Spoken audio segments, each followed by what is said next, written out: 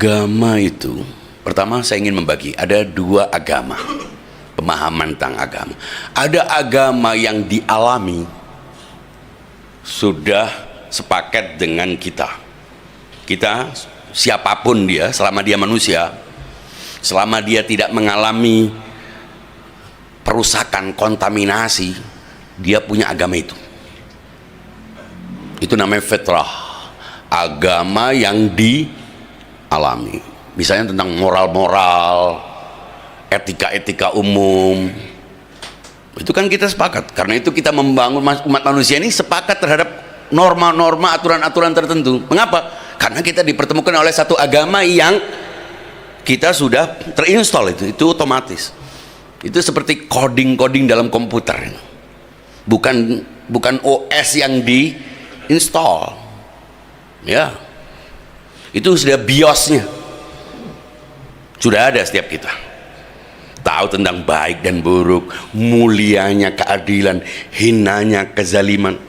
Itu nggak ada yang diajari, ya, tidak diajarkan. Dan yang kedua adalah agama yang dipahami. Di sini biasanya terjadi perbedaan, ada distorsi, ada tingkat pemahaman, ada kualitas yang berbeda, ada reduksi, ada segala macam di situ. Tapi kalau yang pertama tadi, agama yang dialami, kullu mauludin yuladu 'alal fitrah, fitratallahi allati fataran nasa 'alaiha. Inilah fitrah yang Allah tetapkan, Allah sudah pasang.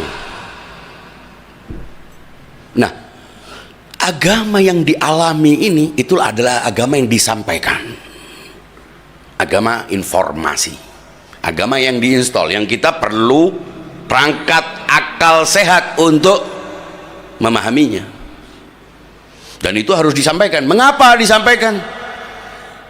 Ya, agar kita bisa menemukan contoh dari agama itu. Sebetulnya Allah bisa aja langsung, orang kita bangun tidur, lahir sudah ngerti, bisa Allah. Walau syaa la jama'akum ala huda. Seandainya Allah berkehendak, kalian bisa semuanya sama, tidak perlu perbedaan, tidak perlu konflik, tidak perlu ada cara ibadah yang berbeda-beda, semuanya satu kalau Allah berkehendak. Tapi akhirnya kan tidak ada, buat apa surga, buat apa neraka, tidak ada prestasi, tidak ada level. Sementara Allah menginginkan kita berjuang sesuai dengan kapasitas kita, dan diberi, masing-masing diberi akal untuk bisa mengaktifasi akal untuk mencapai derajat tertinggi dalam lomba. Fastabiqul khairat wasari'u infiru fafirru. Artinya semuanya memerlukan akselerasi. Siapa yang tercepat, siapa yang paling tinggi speednya, itulah yang mendapatkannya. Itu artinya ada ruang agama. Nah, agama yang dipahami ini perlu sosok, perlu contoh. Loh, kalau kita cuma diajari dengan ceramah-ceramah, narasi-narasi, teks tidak bisa menjelaskan. Teks tidak bisa menjelaskan. Orang akan membuka kemungkinan pemahaman, interpretasi, penafsiran yang bermacam-macam. Ya, karena itu perlu sosok. Nah, sosok ini pertama berfungsi sebagai model dari ajaran itu. Kalau enggak, mana model, mana contohnya?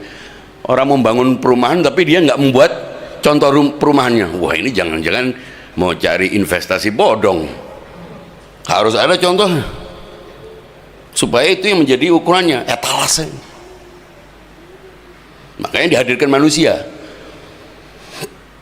Tapi karena ia membawa otoritas Tuhan, dia tidak boleh sembarang manusia. Mengapa? Nah, kalau sama-sama manusia, apa alasannya? Sejajar posisinya. Sejajar posisinya, dia tidak bisa menjadi panutan. Tidak bisa seseorang menjadi panutan ketika kualitasnya itu sama. Tidak perlu dalil, tidak perlu jadi profesor, tidak perlu ngaji kitab kuning, kitab jingga, kitab hijau, nggak perlu. cukup akal sehat, nggak ada penyumbatan oksigen, langsung paham bahwa karena berada dalam satu kualitas yang sama, tidak ada yang punya hak terhadap sesama. Semudah itu. Nah, selain dia menjadi contoh, model, dia juga harus menjadi pemutus. Ya, pemutus yang bisa menjelaskan teks yang mati ini. Kalau enggak, setiap orang akan menafsirkan teks agama ini. Ya, negara ini negara. Negara itu kan institusi yang dibangun berdasarkan konsensus, kontrak sosial kan. Akhirnya punya undang-undang.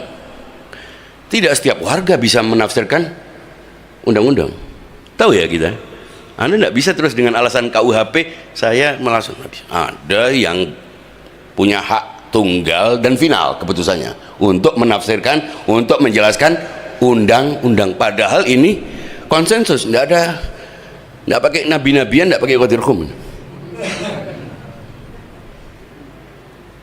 Berlaku. Keputusannya final, namanya Mahkamah Konstitusi. Coba kita lihat sekarang fakta agama ini kita. Agama ini, agama itu mestinya ajarannya sama. Syarat agama, ya kan? Satu negara terbentuk undang-undangnya ada 5, ya tidak bisa lah. Tentang satu masalah undang-undangnya berbeda-beda. Ajarannya pertama sama. Syarat pertama. Syarat kedua, otoritasnya tunggal, sentral. Loh, kalau otoritasnya berbeda-beda, ya tidak akan tercipta sebuah institusi, sistem.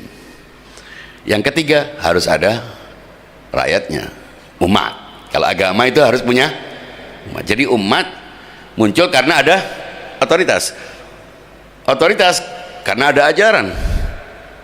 Ajarannya kemudian untuk menjelaskan ajaran ini harus satu yang punya otoritas, baru terbentuklah umat. Kayaknya kalau kita perhatikan, agama yang kita anut itu hanya karena kesamaan nama. Ya. Ajarannya tidak ada yang sama. Kenapa? Karena semuanya adalah Mahkamah Konstitusi. Iya. Entah itu bentuknya sudah tertulis namanya tafsir, atau